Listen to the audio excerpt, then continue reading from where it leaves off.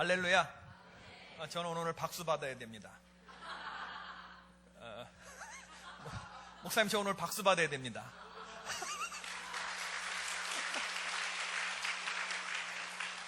왜냐하면 오늘이 빨간 날이잖아요.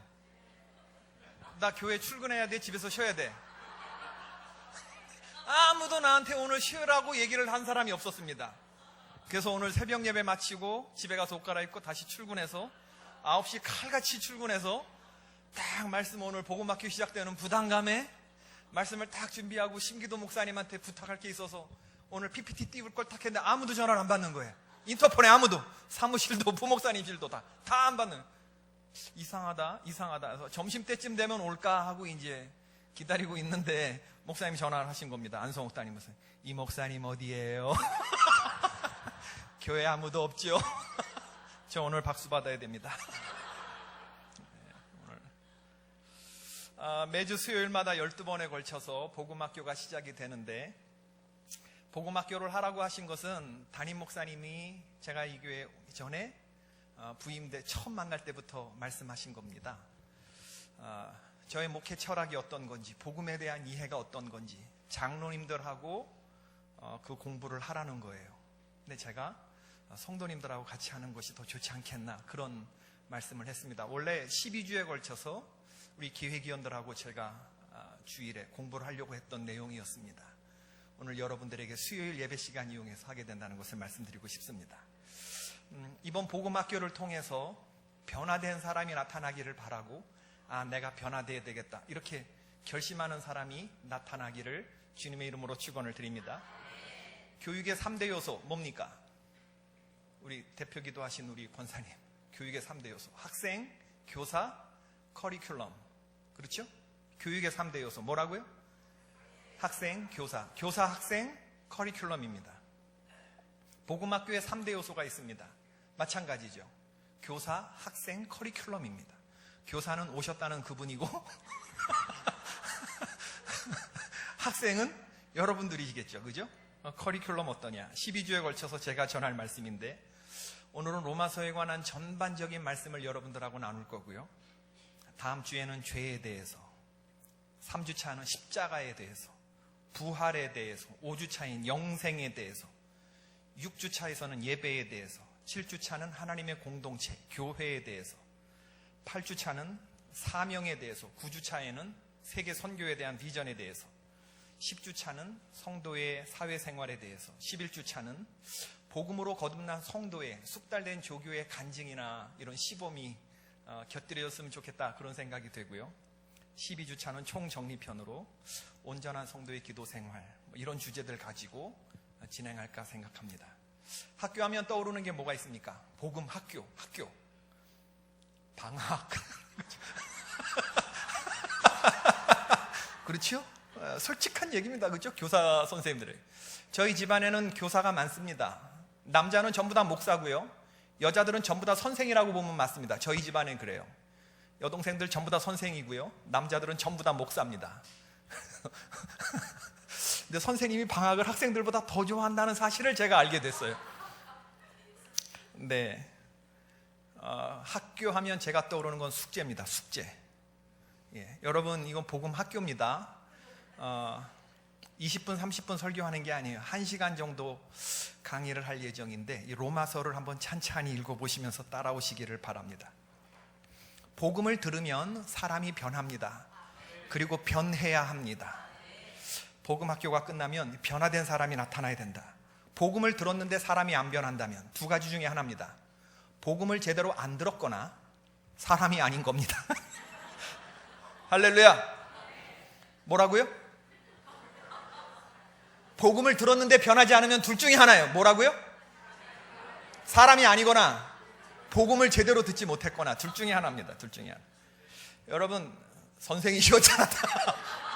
이야, 성함이 어떻게 되십니까?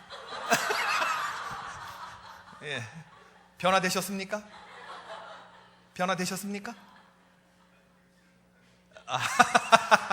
예, 변화되시기를 주님의 이름으로 축원을 드립니다. 여러분, 다 똑같이 예수님 믿는 것 같아도요, 위기의 순간이나 고난의 순간에 내가 복음을 얼마나 만났는지가 드러나게 되어 있습니다. 이 차이는요, 자동차에 시동이 걸렸느냐 걸리지 않았느냐의 차이예요. 여러분, 아무리 좋은 자동차라도 뭐 배터리 같은 거 나가가지고 시동이 안 걸린다 생각해 보세요. 이거 그냥 애물단지입니다. 이거 고철덩어리. 그렇죠? 이런 애물이 없어요. 고속도로에서 만약에 섰다고 생각을 해보세요. 우리 다 그런 경험들이 있는데. 그러나 여러분, 시동이 딱 걸리는 순간에 한여름에 에어컨 팡팡하게 틀고 사람 가득 태우고 잔잔한 음악 흐르면서 짐도 가득 실었는데 언덕길을 소리도 안 내고 조용히 올라가는 거, 이건 시동이 걸려 있다는 얘기죠. 저도 지금 목회를 해보지만은 93년에 목사가 됐으니까 저도 20년 넘게 벌써 목사 생활을 하고 있잖아요. 제가 목사님도 말씀드렸지만 내후년 되면 저는 감독 자격이 됩니다. 예, 감리사가 아니라 감독을 출마할 수 있는 정회원 25년 차. 벌써 저도 그래요. 제가 군목을 다녀오고 현행 감리교법상으로 저보다 먼저 안수를 받을 수가 없어요, 지금 법으로는. 그래서 제가 좀 연급이 빠른데 목회를 해보면서 많은 성도들을 만나봤거든요. 뭐 이렇게 일을 시키면 아주 시끄러워, 말이 많아, 그리고 요란한 소리를 내고, 그리고 끌고 가는 게 힘든 성도가 있는 반면에 어떤 성도들은 힘들고 어렵고 귀찮고 위험한 일을 맡겨도 콧노래 부르면서 잘 감당하는 그런 사람들이 있습니다. 뭐 차이일까? 같은 교회를 하는데 무슨 차이일까? 그러니까 바로 복음을 어느 정도 만났느냐의 차이라고 저는 생각이 돼요. 어떤 분은 그렇게 얘기해요. 자기는 99% 시동 걸렸다고, 1%만 안 걸렸다고. 예수 그리스도가 나한테 99% 주인 됐다고 말합니다. 아직 1%만 아니래요. 여러분, 그거 알아야 됩니다. 그 1%가 99%보다 더 중요한 거예요. 내가 포기하지 못하는 그 1%가 내 주인인 겁니다. 바로 아셔야 돼요. 그렇죠? 그러니까 완전히 all or nothing인 거예요. 전부 다 믿거나 아니면 안 믿거나지, 뭐 80%, 20%, 8대2, 7대3, 99, 뭐 1 이런 거 없는 거예요. 아시겠습니까? 예수 그리스도가 100% 나의 생각과 내 모든 것들의 주인이 되셔야 그때부터 진실된 신앙생활이 시작되는 것이다.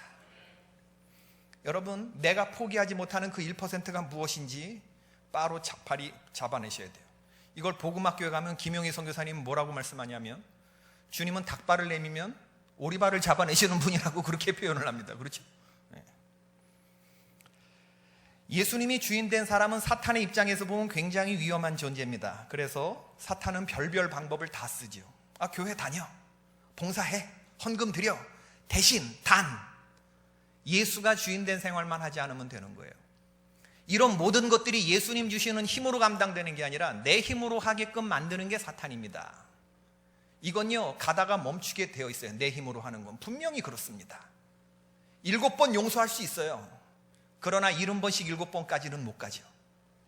내 힘으로 7번까지는 사랑할 수 있지만 예수님이 말씀하신 70번씩 7번 가는 그 경지를 가려고 그러면 그건 내 안에 있는 힘 가지고는 어림도 없는 거예요.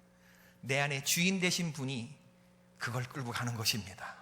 이 비밀을 여러분이 깨달아 알기를 바랍니다.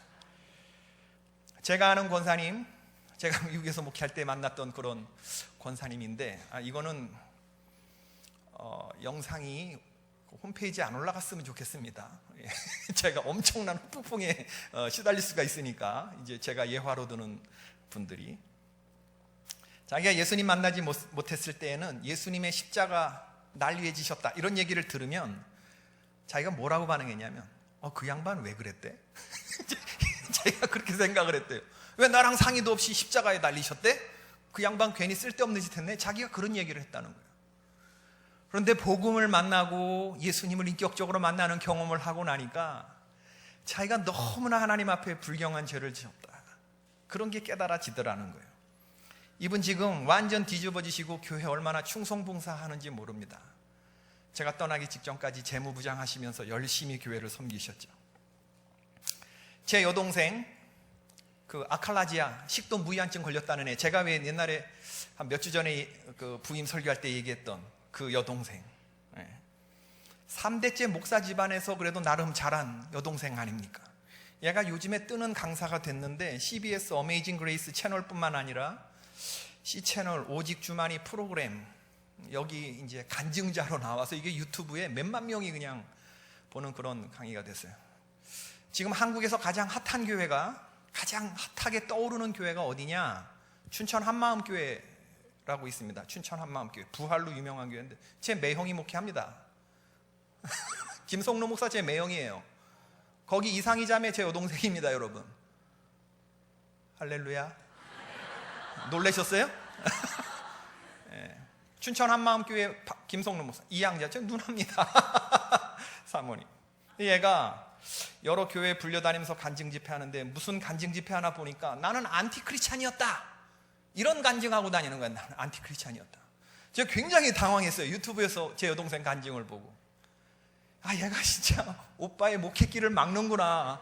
아빠가 목사고 오빠가 목사인데 어디 이게 방송에 나와갖고 나는 안티크리스찬이었다 이러고 떠들고 다녀. 깜짝 놀라고 들어봤는데, 미국에서 들어봤어요, 유튜브로.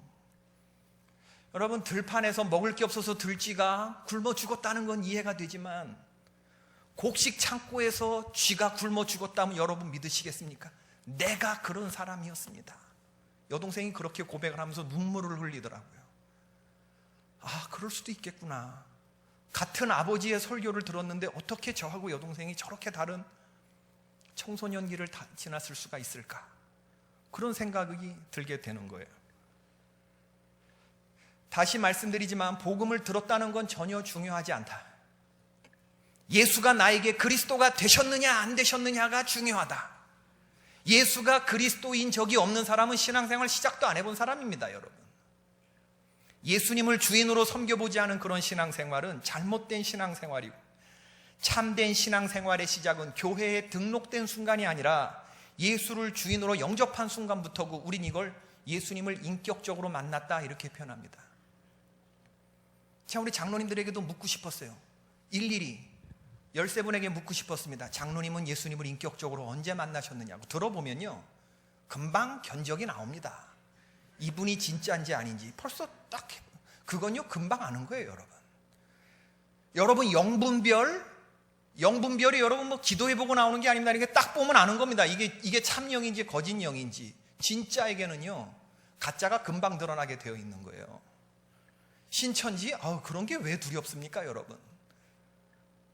내가 정말 복음에 바로 서 있고 복음이 무엇인지를 분명히 붙잡고 있는 사람들은요 신천지 환영합니다. 그거 거듭나게 해야 되니까. 왜 막아? 교인으로 받아들여야지. 좀 그런 생각이에요. 거기 시답지 않게 우리가 지금까지 복음을 얼마나 시시하게 들었으면 그런 거에 넘어갑니까, 여러분? 내가 예수 그리스도를 주인으로 영접했는지 안 했는지 그럼 어떻게 하느냐? 10가지 진단법이 있죠. 선한목자교회 유기성 목사님께서 예수님의 사람 교재에서 말씀하신 거. 여러분, 10가지 항목에 어느 하나라도 예라고 대답하지 못하면 내가 예수님의 사람이 아닌 거예요. 물과 성령으로 거듭났는가? 예수님과 함께 자아가 죽음으로 처리되었는가? 성령 세례 받았는가? 성령께서 주신 은사를 받았고 그 은사가 무엇인지 본인은 아는가? 예수를 믿음으로 염려와 두려움이 사라졌는가? 6번째 질문. 양은 목자의 음성을 듣는다고 했는데 주님의 음성을 듣는가? 들으시는 분들 아멘 하십시다. 정답은 참 기가 막히게 알아, 그죠? 우리는 겨자씨만한 믿음만 있어도 산을 옮길 수 있다고 했는데 산을 옮길 만한 믿음이 내 안에 있는가? 지금 당장 죽어도 천국에 갈 수 있다고 하는 확신이 있는가? 8번째 질문. 9번째. 원수도 사랑하게 되었는가? 10번째. 예수님 한 분만으로 충분한가? 우리는 다 아멘 할 수 있어요. 왜냐하면 훈련받은 데 익숙해서. 정답 찾는 데 선수죠. 그러나 들어서 하는 것과 정말 잘 믿는 것은 다른 문제입니다. 성령이 우리 안에서 예수님이 주인 되시게 역사하시지만 성령만 역사하는 게 아니에요. 사탄도 우리 안에서 동일하게 역사하잖아요. 지치지도 않고 곤비치도 않게. 사탄의 대표적인 전술, 예수가 주인 되는 걸 방해하기 위한 사탄의 전술 10가지는 뭔가? 하나님에 대한 무지. 놀라운 사실은 많은 성도들이 성경을 읽지 않는다는 사실입니다. 성경에 대해서 무지해요. 하나님의 뜻이 나타난 이 성경을 읽지 않고서는 도저히 믿음이 성장할 수가 없습니다. 예전에 섬기던 교회에서 오후에 예배 끝나고 성경 퀴즈 하면 누가 제일 먼저 도망갈까? 장로님. 왜 도망갈까요? 드러날까봐, 들통날까. 다 도망가시더라고, 다 도망가시더라고. 여러분 웃지만 십자가를 피할 수는 없습니다. 그렇죠? 출애굽을 이끈 민족 지도자가 누구냐라고 했을 때 모세라고 대답 못할 사람들 많습니다. 예수님? 이렇게 대답하시는 분들 많이 있을 수 있어요. 여리고성을 누가 무너뜨렸냐? 제가 안 무너뜨렸는데요. 이렇게 말할 사람들이 있습니다. 두 번째, 사탄의 대표적인 전술, 나 자신에 대한 낮은 평가. 나 같은 사람이 뭘 할 수 있겠어? 뭐 이런 거. 나는 아무것도 못해. 세 번째, 잘못된 죄의식. 하나님이 너 같은 사람에게 말씀하실 것 같으냐? 이런 사탄의 소리를 듣는 거죠. 네 번째, 바쁨, 분주함. 다섯 번째, 불신앙. 여섯 번째, 하나님께 대한 분노의 감정. 일곱 번째, 은밀한 죄. 여덟 번째, 반항적인 영혼. 너무 받아 적기에는 너무 빨리 지금 제가 부르는 경향이 없었지만. 아홉 번째, 말씀 전하는 하나님의 종에 대한 거부감. 하나님의 말씀은 좋은데 이 하나님의 종하고 관계가 안 좋은 거예요. 목사님하고 전도사님하고 관계가. 그러면 말씀이 안 들려요. 주위의 종들과 좋은 관계를 나누시기를 축원드립니다.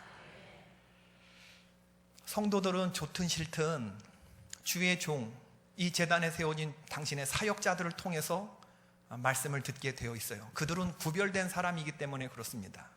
우리 막내 박진수 목사님, 이제 군목갈 목사님이라 어린 나이에 목사 한 수를 받고, 여러분 딱 보시면 벌써 수요예배 나오신 분들은 아들뻘, 손주뻘 되지만 우리는 저 사람을 왜 중요하게 생각해야 되느냐? 하나님이 구별시킨 사람이기 때문에 그렇습니다. 하나님이 기름 부음 받은 당신의 종이기 때문에 그래요. 저 사람이 도덕적으로 훌륭하거나 아니면 저 사람이 어떤 뛰어난 성품을 갖고 있어서 뛰어나게 똑똑해서 우리가 저 사람을 존경하는 게 아닙니다, 여러분. 엘리사가 자기 집 앞을 지나가는 그 수넴 여인이 자기 집 앞을 지나가는 엘리사를, 그를 위해서 왜 자기 집 옥탑방을 만들고 기도실을 꾸며 주었는가? 우리에게로 지나가는 사람은 하나님의 거룩한 사람인 것을 내가 알았다. 여기서 말하는 거룩한 것은 홀리하고 경건한 걸 말하는 게 아니에요. 하나님이 당신의 일을 하기 위해서 따로 구별시킨 사람이라는 뜻이에요. 그 사실 하나만 가지고도 주의 종들은 존중받아야 하고 귀하게 여김 받을 수 있어야 합니다. 절대 반말하셔서는 안 되고요.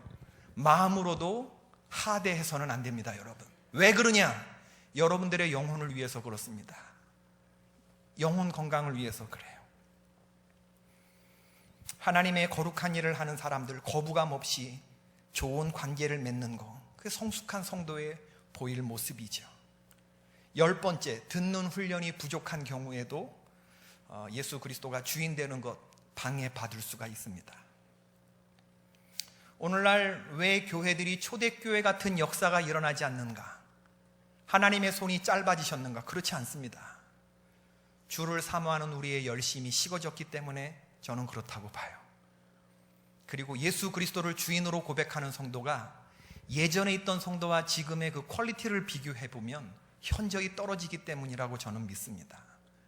그래서 우리는 부지런히 예루살렘 교회, 안디옥 교회, 성경에 있는 그 교회를 쳐다보면서 우리의 수준과 그들의 수준이 얼마나 다른가를 여러분 비교해 보면서 그걸 흉내라도 내면서 열심히 달려가야 될 줄로 믿습니다. 여러분, 교회에 성령이 가득히 임하는 이런 역사가 있으려면 얼마의 기간이면 그렇게 될까요? 우리 모두가 다 성령 받으려면, 이 자리에 앉으신 분들이 모두 다 성령 받으려면 한 며칠 정도 기도하면 될까요? 성경에 답이 남아 있는데, 오늘 수요일 이 제단에 있는 모든 사람들이 한 명도 빠짐없이 성령 충만하게 예루살렘 같은 역사, 세상을 뒤집는 이런 성령 충만한 역사가 일어나려면 며칠이면 될까요? 열흘입니다. 열흘. 오순절의 역사는 120문도가 열흘 동안 흩어지지 말고 오직 기도하는 일에 전무하면서 120명이 모여서 열흘째 성령이 임했어요. 어떤 부흥 목사님이 그렇게 말씀하신 걸 제가 들었어요. 지금부터 우리가 이 자리에서 움직이지도 않고 그저 밥 먹는 시간 제외하고는 정말 기도하고 말씀 보는 일에 전무하면서 열흘 동안 부흥해야 한다면 성령 받겠습니까? 안 받겠습니까? 지금 우리가 그게 가능한가요? 가능하지 않은가요? 그때는 가능했는데 지금 왜 가능하지 않죠? 우리가 인간성이 좀 떨어졌나요? 그때랑 비교해서 열심히 떨어진 것이라고 저는 봐요. 왜 우리 아버지는 고등학교 2학년 때 부흥에 참석하고 기도를 시작했는데 깨나 보니까 이틀이 지나 있더라. 이틀이 지나 있더니 이틀이. 부흥이 벌써 다 끝나고 씻고 학교 가야 되겠다 생각을 했는데 지나 보니까 이틀이 지나 있더래. 깊은 기도의 단계에 들어가서. 왜 그런 역사가 지금 일어나지 않죠? 지금 같아봐요. 고등학교 2학년 학생이 부흥에 끝났는데 교회 그 차가운 마룻바닥에서 기도하고 있다 그러면 그 엄마가 가만히 내버려 두겠습니까? 지금 계속 야 학교 가 이러겠지. 근데 우리 할머니 그러지 않았다는 거예요. 아, 우리 하나님이 우리 둘째 아들을 깊이 만나주시는구나 이러면서 깊은 컨템플레이션 프레어에 들어간 관상기도의 단계에 들어간 그 아들, 3층 천에 간 그 아들을 위해서 문 열어보고 다시 문 닫고 문 열어보고 문 닫고 아침을 안 먹고 점심 안 먹고 저녁 안 먹어도 그 경지를 아니까 엄마는. 그리고 끝나고 나서 이틀째 들어왔는데 우리 하나님 참 좋으시지? 라고 물으셨대요, 할머니가. 거기에 또 다시 오열을 하게 되고. 여러분, 이렇게 깊이 3층 천에서 하나님 만나고 오는 이런 경험들이 있는 사람이 잘못되겠습니까? 말할 수 없는 귀한 신비와 환상을, 좋게 말할 수 없는 주님과 나만이 나눈 이런 깊은 교제를 여러분 가지고 계시나요? 예전에 성도들에겐 그런 게 있었는데. 여러분, 사람들이 얘기를 해요. 나이 50 넘으면 사람 안 변한다고. 그렇지 않습니다. 복음을 제대로 만나면 사람 변해요. 제가 봤습니다, 변하는 사람. 예전에 서초중앙교회 있을 때 남자 집사님이 변하는 걸 봤는데, 우리 교회도 남자들이 많이 변했으면 좋겠는데 60이 넘은 나이에 변했어요. 이분은 3박 4일 영성 프로그램에 참여하시고 복음 듣고 깨지셨는데, 예수님을 인격적으로 만나고 난 다음에 눈물을 흘리면서 새벽마다 기도하시고, 이분은 그 전까지는 등산 열심히 다니시던 분이거든요. 자수성가에서 성공하신 분이신데, 어느 날 친구들하고 어울리는 걸 그만두어야겠다고 생각하고, 이분이 저한테 얘기한 거예요. 권사님이 친구들 같이 어울리는 친구들하고 이제 마지막 노래방 모임에 갔다는, 노래방 모임에 저녁 잘 먹고 이제 노래방 가서 다들 돌아가면서 18번을 부르는데, 이분 자기 차례가 되었는데 작정하고 포켓에다가 자기가 은혜 받은 찬송가 적어가지고 자기 차례에 노래방에서 복음성가 불렀다는 거 아닙니까? 복음성가. 너희들 이제 나 찾지 마. 나 이제 등산 안 갈 거야. 너희들 날 보려면 우리 교회로 와. 이러면서 뭐 완전히 뭐 그날 노래방 분위기 어땠겠어요? 찬송가 부르는데 한 놈이 목적도 없이 나는 방황했네. 소망도 없이 살았네. 그때에 못 자국난 그 손길 나에게 새 생명 주셨네. 제가 감리교 신학대학 합창단에 떨어진 실력이기 때문에 오늘 이 노래를 같이 불러보려고 신기동 목사님한테 좀 PPT로 준비하려고 그랬는데, 험한 십자가에 능력이 있네. 제가 이렇게 불렀는데 그 유건사님은 어떻게 불렀을까요? 지금 거기서 나의 삶이 변했네. 찬양하리 주 이름 영원히. 이 찬송 아시나요, 여러분? 주의 십자가 능력 있네. 나는 믿네. 갈보리 언덕 십자가. 나는 믿네. 그 누가 뭐라 해도 이 세상 다 지나고 끝날이 와도 험한 십자가 붙들겠네. 이런 내용의 찬송이에요. 이 세상 다 지나고 끝날이 와도 험한 십자가 붙들겠네. 있겠네. 친구들은 다 재수없어 하는 표정인데 자기는 눈물이 나는데 이분 하는 말이 은혜 받고 나니까 왜 이렇게 찬송가가 달리 느껴지는지, 부를 때마다 은혜가 된다고, 진리가 나를 자유케 한다는 말이 목사님 믿어져요. 예전엔 그게 무슨 의미인지 몰랐는데 왜 찬송가가 다 미국 사람, 영국 사람, 독일 사람이 만들었는데 왜 조선 사람인 우리들이 부를 때 은혜가 되죠? 주 안에 있는 나에게 딴 근심이 있으랴, 십자가 밑에 나아가 내 짐을 풀었네. 이게 왜 우리가 이해가 되고 이 찬송을 부를 때 우리가 마음의 위안이 되는지 오늘 새벽에 부르고 싶었죠. 오늘은 사순절이 시작되는 예수님의 십자가 고난을 묵상하는 첫 번째 날, 성회 수요일인데 전 세계 지구상의 나라의 모든 교회들이 오늘 성회 수요일로 그렇게 드리는 날인데 오늘 같은 날 참 잘 어울리는 찬송가죠. 갈보리 산 위에 십자가 섰으니 주가 고난을 당한 표라, 최후 승리를 얻기까지 주의 십자가 사랑하리, 빛난 면류관 받기까지 험한 십자가 붙들겠네. 이 찬송을 부르면 이렇게 전율이 확 하고 오르고 말이죠. 아, 주님 그렇습니다. 내가 한 번만 견디어 보겠습니다. 이런 생각이 들고 나의 갈 길 다 가도록 예수 인도하시니 내 주 안에 있는 긍휼 어찌 의심하리요. 주님의 사랑이 의심될 때마다 이 찬송 부르면서 자꾸 꺼져가는 우리의 믿음의 불을 다시 붙이고 일어나고 싶은 생각이 들고, 내 주여 뜻대로 행하시옵소서.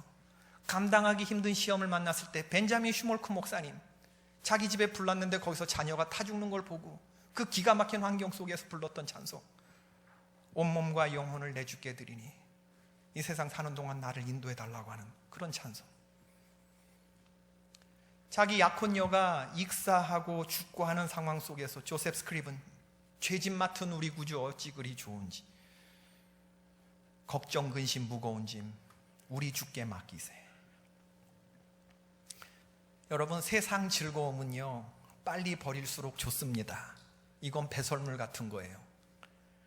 아무도 배설물을 보자기에 싸고 아 예쁘다, 아이 귀하다, 아이 냄새 좋다 이런 사람 없잖아요, 그죠? 우리 배설물 이건 빨리 버릴수록 좋은 거고 많이 버릴수록 좋은 거라고. 세상에 있는 즐거움은 머리 아픈 즐거움입니다. 후유증이 있는 즐거움이죠. 깨어나고 나면 머리 아파요. 그러나 예수님 안에서 누리는, 복음 안에서 누리는 참 즐거움은 부작용이 없는 즐거움이고 근본적인 즐거움인 줄로 믿습니다. 이 즐거움이 있으면 사람들이 나를 알아주든지 못 알아주든지 상관없어요. 이 주님 안에서 누리는, 복음 안에서 누리는 즐거움이 뭔지 아는 사람은 사람들이 몰라줘도 그냥 가요. 근데 이 복음을 만나지 못한 사람들은 누가 알아주지 않으면 화나, 신경질 나고 얼마 못 가서 팽개치고 아이 못해, 그리고 잘 가는 것 같다가 돌아서고. 분명히 그렇습니다. 여러분, 우리 인간은 주님 안에서 이런 즐거움을 누리도록 창조된 그런 존재들인데 우리가 세상에 만족하지 못하는 이유가 뭐냐? 사람들이 나를 다 알아주고 박수 쳐줘도 거기에 만족하지 못하는 이유가 뭐냐? 그건 우리가, 인간이 세상보다 크게 지음받은 존재이기 때문에 그렇습니다. 하나님이 우리 코에 생기를 불어넣는 순간 세상에 있는 것으로 우리는 채워지지 않아요.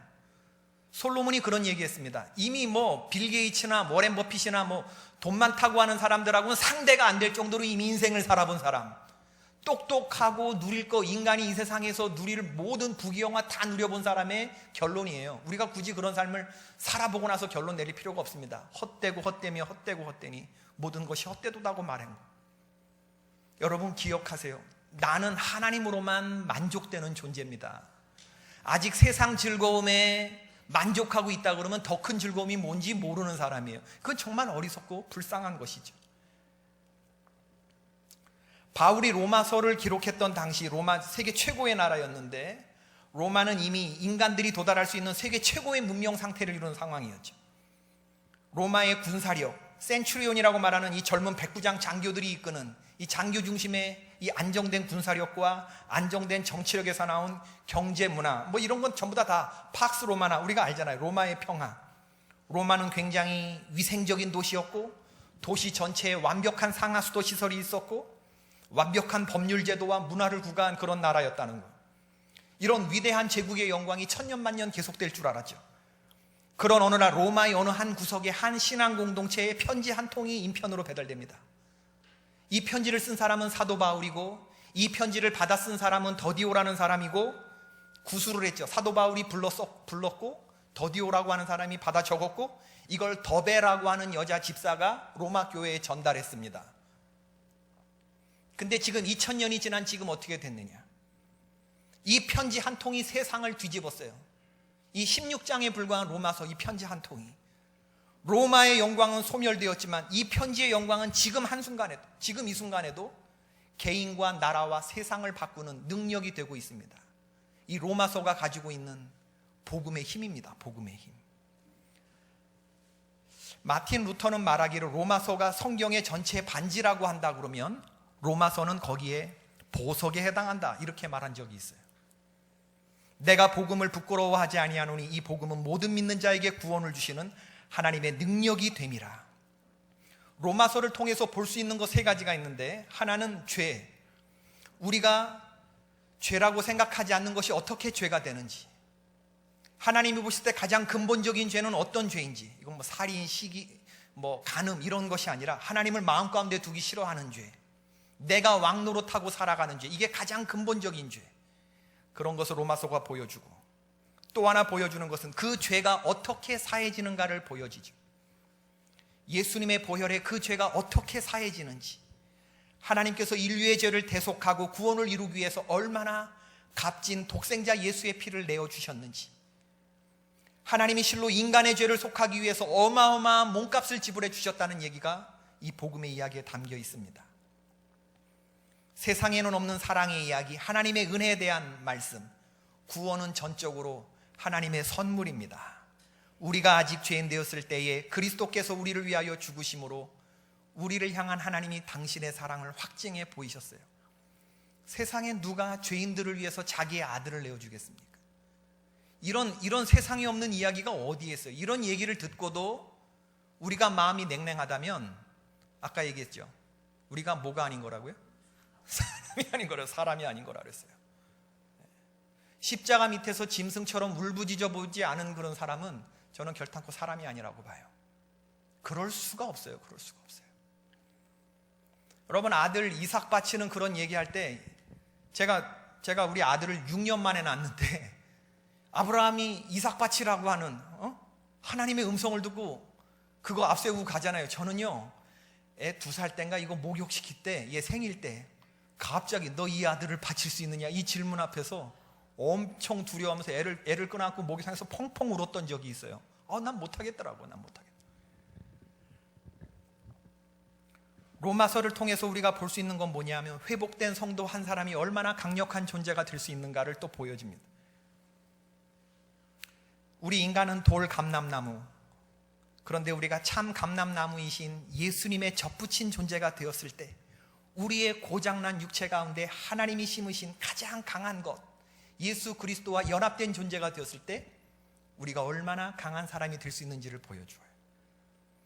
여러분, 로마 신화의 땅에 복음을 뿌리고 다닌 사도 바울, 군인이 다니고 로마 전차가 다녔을, 상인들의 수레가 지나다녔을 그 로마의 길들, 그 길을 한 사람이 털레털레 다녔는데, 그 허름한 한 사람이 복음을 뿌렸던 그분이 3차례 전도 여행을 했는데, 1차 전도 여행 수리아 안디옥, 구브로 바보, 밤빌리아 버가, 비시디아 안디옥, 이고니온 루스드라. 2차 전도 여행 수리아 안디옥에서 출발해서 빌립보, 데살로니가, 베레아, 그 다음 어디죠? 아덴, 고린도. 3차 전도 여행은 2차 전도 여행 때 다녔던 이 지역을 한번 훑고 대부분 에베소에 지냈다가, 그리고 에베소에서 로마를 지나고 서바나까지 가려고 했다가 나의 달려갈 길과 주 예수께 받은 사명, 예루살렘에 환난과 투옥이 기다리는 그곳으로 가려고 사도 바울이 마음을 먹으면서 로마로 가기로 했던 계획을 포기하고 그곳에 오늘 이 로마서를 쓰는 겁니다. 편지를. 여러분, 지금 제가 얘기한 이 수리아 안디옥, 밤빌리아버가, 구브로 바보, 비시디아 안디옥, 이고니오 루스드라, 베레아, 빌립보, 여기서 무슨 일이 일어났는지 여러분 머릿속에 벌써 샥 이 정리가 되어 있으셔야 신약 성경의 절반을 이해하신 겁니다. 사도행전과 바울 서신을 이해한 것이니까. 기억하시는 분들 하면 하십시다. 봐, 없잖아. 앞으로 저랑 같이 공부하십시다. 저랑 같이 성경 말씀을 공부하십시다. 성경이 읽어지네도 공부하시고요. 1:1 제자 양육도 하시고요. 예수님의 사람도 하시고 부지런히 배우십시다. 흉내라도 내면서 따라가야지. 하나님의 말씀을 모르고 도대체 이 바울이라는 사람이 얼마나 해집고 다니면서 도대체 이 사람은 뭘 먹었길래 우리랑 같은 예수님을 믿는데 이렇게 미쳐서 돌아다녔을까? 이런 생각이 여러분 드셔야 돼요. 그리고 게으른 내 자신의 모습이 보여주셔야 됩니다, 여러분. 이대로 믿고도 내가 이거 구원받을 수 있는 거야? 이런 생각들이 들면서 하나님 앞에 죄송스러운 마음이 들을 때 그때 교회가 일어나는 것입니다. 오늘 본문이 말하고자 하는 내용 3가지가 있는데 오늘 1절부터 7절까지 아마 사도 바울이 복음학교를 시작했어도 1절부터 7절까지를 시작했을 거예요. 1절부터 7절에 오늘 읽은 내용은 로마서의 모든 내용을 압축하는데 첫 번째는 뭐냐? 바울 자신이 복음 안에서 자기가 변화되어서 상상할 수 없이 변화된 자기 자신을 표현해요. 그게 뭐야? 예수 그리스도의 종된 나 바울은 예전에 예수 그리스도의 종이라고 표현할 사람이 아니었습니다. 예수님과 내 자신의 명쾌한 존재의 규정인데, 관계정인데, 이건 오늘날 단순한 이 종업원 개념, 가불관계의 개념이 아닙니다. 로마 시대의 노예, 로마 시대의 종, 둘로스라고 하는 개념은 이건 그냥 생산수단입니다. 공장에서 일하는 종업원이 아니라 공장에 있는 기계, 당나귀하고 종하고 다를 바가 하나도 없는데 단지 차이가 있다면 뭐냐? 이 노예는 말을 할 수 있다는 정도. 이렇게 취급되던 존재가 종이에요. 근데 우리가 알다시피 빌립보서 3장 5절에 의해서 사도 바울이 자기가 사울이었을 때 뭐라고 고백합니까? 나는 태어난 지 8일 만에 할례받은 정통 유대인이고 바리새인 중에 바리새인이고 히브리인 중에 히브리인이고 그리고 나는 정통 순혈이다, 그런 얘기죠. 이스라엘의 족속이고 베냐민의 집하고 내 학벌은 당대 최고 가말리엘이고 율법에 의로는 흠이 없고 로마 시민권자에, 그렇죠? 이런 사람이었는데 자기가 이런 모든 걸 다 뭐로 여긴대요? 배설물. 뭐하고 비교했습니까? 뭐하고 비교하니까 내가 지금까지 자랑으로 껴안고 있던 게 배설물이었어요? 예수 그리스도, 복음의 내용인 예수님을 만나고 난 다음에 이게 하찮은 거라는 걸 깨달은 거예요. 그리고 그 다음에 그가 배우고 싶었던 게 뭐냐면 부활의 권능. 나는 부활의 권능을 배우고 싶다. 또 하나는 그리스도의 죽음을 본받기를 바란다라고 얘기를 했어요. 놀라운 고백이죠. 그리고 그리스도 예수께 잡힌 바 된 그것을 잡으려고 표대를 향하여 달려간다. 예전엔 종이라고 고백하지 않았던 사람이, 교회를 핍박했던 사람이 완전히 변화된 예수 그리스도의 종 나 바울은 이렇게 로마서를 시작해요. 두 번째 말하고자 하는 게 뭐냐? 오늘 본문에서 예수 그리스도는 어떤 분인가를 말하는데 이걸 신학적으로는 베레데우스 베레호모, 트루맨 트루갓입니다. 예수 그리스도의 신성과 인성, 이 두 개를 동시에 고백하는 것이 우리 기독교 신앙인 줄로 믿습니다. 아멘. 여러분, 예수님의 신성만 인정하고 인성을 인정하지 않는 그런 이단들이 역사상에 있어 왔어요. 이 기독론에 대한 논쟁은 우리 기독교 역사상 한 300~400년 동안 이루어진 그런 존재인데, 하나님이라고 하는 개념은 분명하고 성령님의 개념도 분명한데 이 예수님을 어떻게 볼 것이냐라고 하니 크리스톨로지, 기독론의 문제가 있었던 거죠. 많은 이단들이 있었지만 우리가 고백하는 거 뭐냐면 예수님은 참 하나님이시고 참 인간이시다. 할렐루야. 우리는 2000년 전에 유대 땅에 오신 그 역사적인 예수, 나사렛의 요셉과 마리아의 몸을 빌려서 온 그 예수님을 통해서 우리가 무엇을 경험했어요? 우리는 하나님을 경험한 거예요. 하나님을. 인간의 몸을 입고 오신 하나님을 동시에 고백하는 것이죠. 사도 바울이 그동안 알았던 예수님은 자기가 아는 그런 예수님이 아니었어요. 유대교를 모독하는 나사렛 이단의 수괴였죠. 바울이 기다리던 그리스도, 바울이 기다리던 메시아는 예수님, 역사적인 예수님, 그 요셉과 마리아 애들 그 예수가 아니었다는 그 얘기죠. 그가 알고 있던 신념, 그가 알고 있던 사상, 그가 알고 있던 가치관을 완전히 뒤집은 사건이 어디에? 다메섹에서. 나는 네가 핍박하는 예수다. 부활하신 예수님이 나타나서 사도 바울이 믿고 있던 모든 신념과 사상과 가치관을 송두리째 바꾸는, 아주 180도 바꾸는 그 예수님의 인성, 자기가 알고 있는 그 예수가 하나님으로 합쳐지는 이런 엄청난 경험을 한 거예요. 그러고 나서 완전히 그가 뒤집어진 사람이 된 거죠. 예수님을 100% 인간, 100% 하나님으로 믿는 거 우리 기독교의 고백입니다. 이거 어떻게 한 인격체 안에 신성과 인성이 공존한다는 사실을 믿을 수 있느냐? 인간의 생각으로는 닿을 수 있는 지점에 있지 않아요. 이건 성령께서 우리의 마음을 밝혀주실 때 믿어지는 것입니다, 여러분. 이걸 어떻게 논리로 설명할 수 있겠어요? 이거 못 믿는 사람들 많이 있습니다. 어떻게 예수님이 하나님이냐고. 그 사람이 사람이지. 어떻게 사람이 이럴 수가 있냐. 이거 둘 다 틀린 겁니다. 예수님은 100% 하나님이시면서 100% 인간으로 믿는 이 고백이 있어야죠. 너희는 나를 누구라 하느냐? 예수님이 이렇게 물으셨어요. 마태복음 16장 17절에서. 베드로의 대답이 뭐였습니까? 예수님을 눈앞에 두고 인성을 100% 인정한 상황에서 뭐라고 고백해요? 자기 또래의 예수님한테 베드로가 주는 그리스도시요 살아계신 하나님의 아들이십니다. 이 말에 예수님이 완전히 그냥 기분이 좋으셔가지고 바요나 시몬아 내가 복이 있도다. 이를 내게 알게 하니는 혈육이다? 혈육이다 아니다?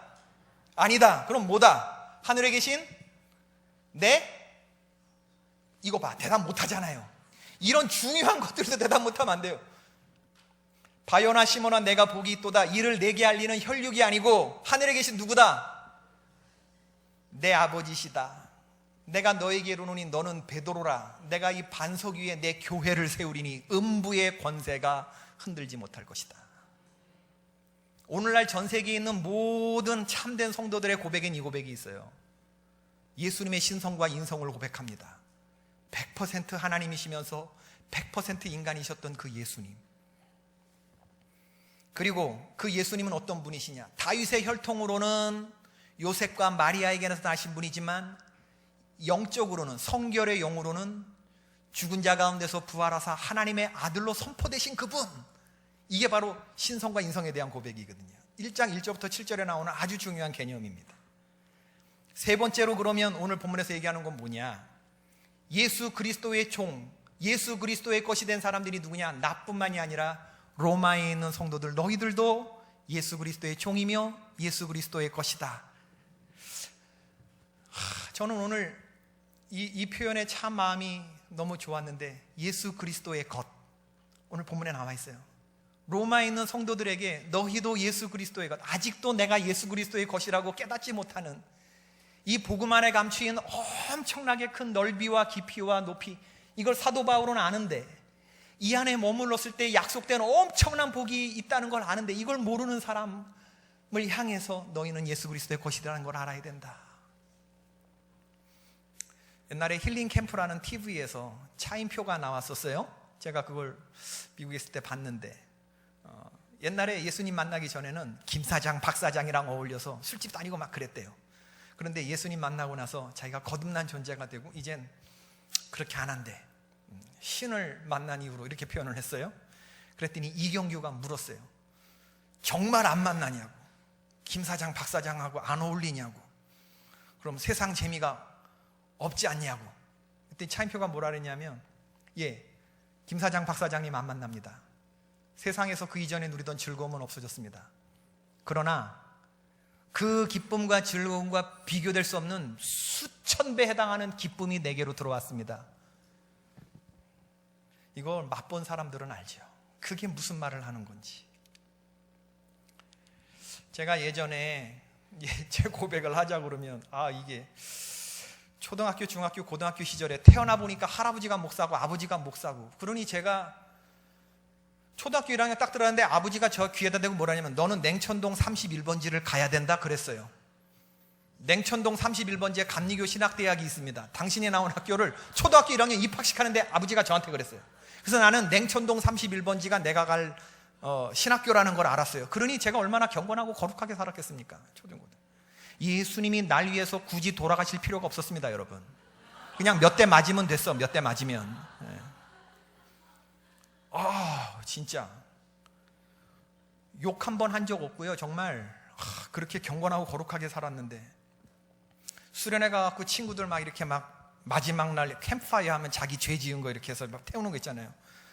도무지 잘못한 게 생각이 안 나는 거예요. 근데 친구들은 벌써 막 한 장 더 주세요 이러고 막 저는 애들 있고 그러는데, 그런 애들 부럽고, 고구마 전도왕 김규동 집사님, 막 해군사관학교 나오고 막 잘 나가시는 분 있다가 주일날 빼먹고 어디 놀러 가다가 가족들이랑 삼중 추돌 사고에서 막 아들이 여기 뭐 머리를 무슨 야구공 실밥 꼬매듯이 꼬맸다 뭐 이런 간증을 하면서 주의 종으로 바뀐 이런 간증 들으면 난 왜 이렇게 그게 부러운지. 난 그런 경험이 없으니까. 이거 뭐 간증할 게 없는 거야. 밋밋하게 그냥 뭐 3대째 목사 집안에서 그냥 정말. 선교사로 일할 때 아들이 어렸을 적 그 동화책을 읽어주면서 놀라운 사실을 알게 됐는데, 그게 뭐냐면 맹인 안내견 있죠. 맹인 안내견. 맹인 이렇게 안내하는 게, 얘네들은 태어날 때부터 따로 구별된대요. 아주 태어나서 눈 뜨기도 전에 강아지들이. 맹인 안내견으로 구별된 개들은 새끼 시절부터 최고의 음식을 먹고 최고의 잠자리에서 최고의 토의를 가지고 오는데요. 최고의 장난감을. 얘네들은 태어나면서 쓴뿌리라는 게 없이 양육된대요. 이렇게 자란 안내견들은 후에 커서도 조금 배고프다고 길거리에 아무렇게 버려진 햄버거 쪼가리를 먹겠다고 이리 뛰고 저리 뛰고 하지 않는데요. 왜냐하면 어렸을 때부터 본능이라는 것이 이 굶주림에 어떻게 이런 거 없이 키워졌기 때문에, 이거 조금만 견디면 주인이 나에게 최고의 음식과 최고의 잠자리와 최고의 장난감과 최고의 안락한 환경을 베풀어 주리라 100% 믿어 의심치 않는 게 아예 본능에 그냥 들어가 있게 만드는 거예요. 얘는 강아지로 살면 안 되는 존재이기 때문에 그렇습니다. 얘 뭘로 살아야 돼요? 맹인의 눈으로 살아야 되는 게 얘의 사명이에요. 사명. 이걸 딱 읽어보고 나서 얘네들이 무슨 특별해갖고 그런 대접을 받는 게 아니라, 얘네들이 특별해서 그런 대접을 받는 게 아니라 얘네들에게 맡겨진 사명이 그래서 그렇게 구별되어서 키워진다는 걸 아는 순간에 내가 띵! 하나님이 나에게 그런 은혜를 베푸셨구나. 근데 이걸 모르고 내가 그동안 게으르게 살았구나, 이런 게 딱 느껴지는 거예요. 교회 가서 가만히 하나님 앞에서 무릎 꿇고 보니까 내게 부어진 하나님의 은혜가 너무나 큰 거예요. 그리고 이걸 깨닫기 전까지 내가 어떻게 사역했는가를 보니까 목회 잘했습니다. 군목도 잘했고 부목사도 잘했고 전도사 생활도 다 잘했던 것 같은데, 근데 난 최선을 다하지 않았어요. 왜? 최선을 다하지 않아도 교회 안에 있는 다른 전도사들보다 뛰어나다, 성도들이 잘한다, 설교 잘한다, 이런 얘기 들었으니까 그냥 그게 거기에 만족하고 내 할 거 하고 살고, 이런 게 얼마나 창피한지. 군목 제대를 하게 되는데 같이 군목 근무했던 제 친구가, 제가 얘기했나요? 다방으로 저를 불러냈어요. 제대가 가까웠으니까 저는 군복도 입지 않고 그냥 사복 입고 나갔습니다. 제 친구 같은 군목은 정복 딱 입고 전투복 입고 그러고 나왔어요. 자기가 밤에 꿈을 꿨는데 내가 이 얘기를 너한테 해줄까 말까 고민하다가 너한테 얘기를 해야겠다. 너하고 나하고 전투를 하는데 적이 새카맣게 올라오는데 너는 람보가 갖고 있는 총을 갖고 있더래요. 이런 거 있잖아요. 중화기를. 근데 자기는 K2 소총을 갖고 있대. 한 발 한 발 나가는, 한 발 한 발. 새카맣게 오는 적을 자기는 진짜 안타까운 마음으로 총알 한 발 한 발 그냥 조준사격을 하는데, 나는 드르르르 이러다가 놓고 쉬고 드르르 이러다 또 자고. 제가 그러더래요. 그러면서 저한테 하는 말이, 너 이거 한두 번은 지휘관이 봐주겠지만 너 자꾸 이런 식으로 만약에 그렇게 하면 너한테 정말 빛나는 탤런트가 있는데 너가 이렇게 게으르게 너에게 주어진 장비를 쓰면 주인이 그 장비를 거두실 거다. 그렇게 얘기하고 얘가 커피값 내고 그리고 나갔습니다. 내가 얼마나 하나님 앞에 부끄러웠는지 몰라요. 그 얘기 듣고. 지금도 저에게 그런 조언을 해준 그 친구의 얼굴이 하나님의 음성으로 듣습니다.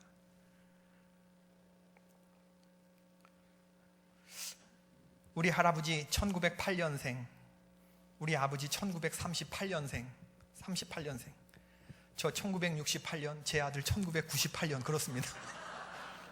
제가 제 책에도 썼지만 하나님은 우리 집안을 목회자의 집안으로 부르시고 100년 넘게 책임져 주고 계셔요. 1908, 38, 68, 98. 그래서 제 아들은 2028년에 아들을 낳아야 한다는 강박관념을 가지고 있어요.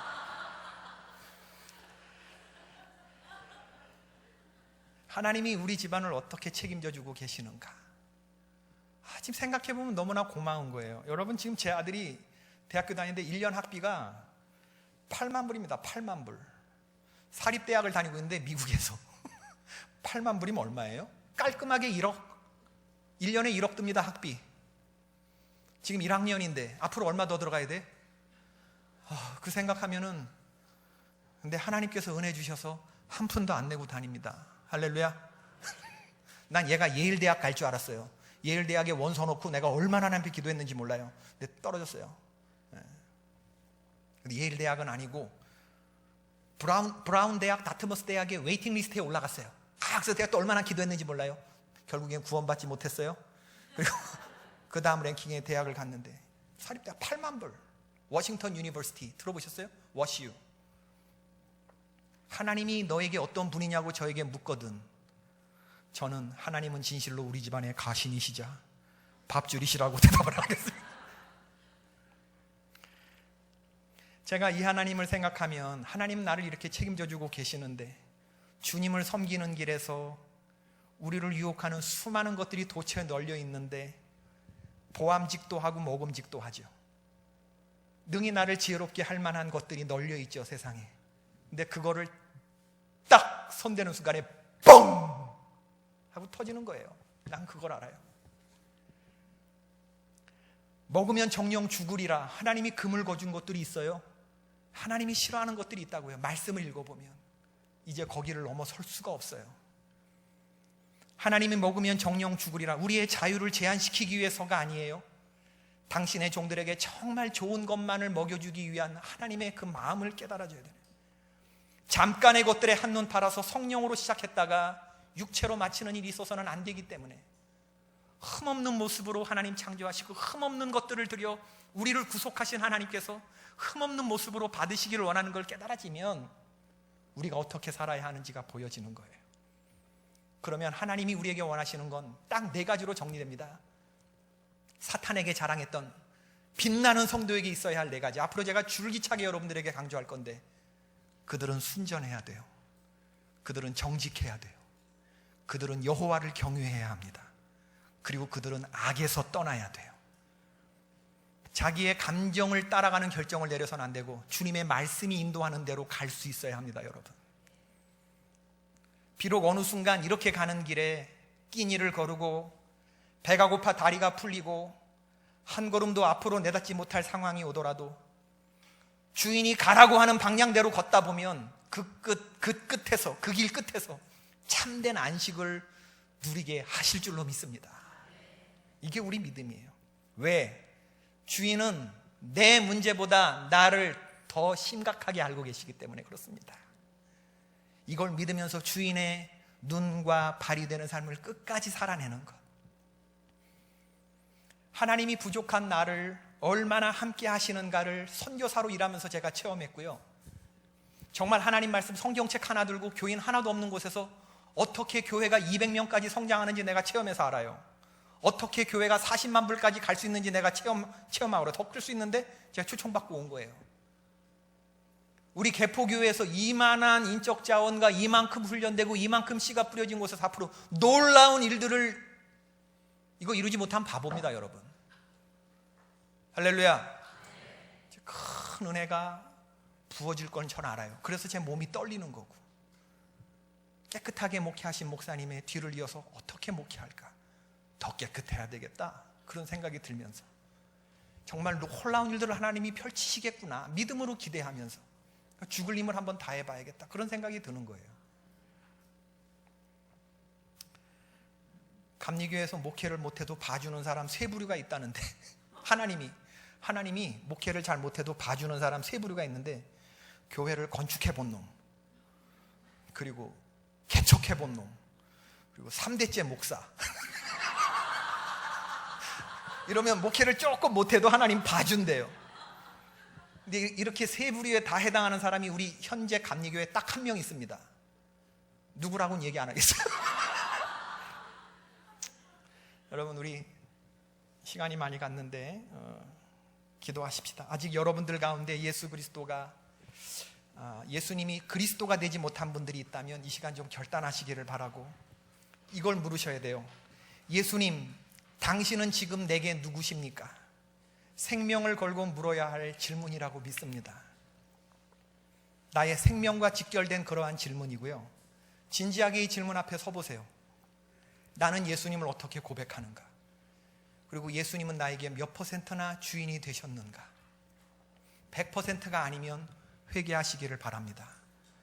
100%가 아닌 그 나머지가 여러분의 발목을 시시때때로 붙잡을 것이기 때문에 오늘 할 수만 있으면 여러분의 정과 욕심, 그 나머지를 다 십자가에 못 박고 주여 나는 예수 그리스도의 것입니다 라고 고백하는 오늘 본문에 너희도 그들 중에서 예수 그리스도의 것으로 부르심을 받은 자 아니라 6절에 나와 있는 이 사도 바울의 이 말씀이 나에게 레마의 말씀이 되도록 주여 나는 예수 그리스도의 것입니다.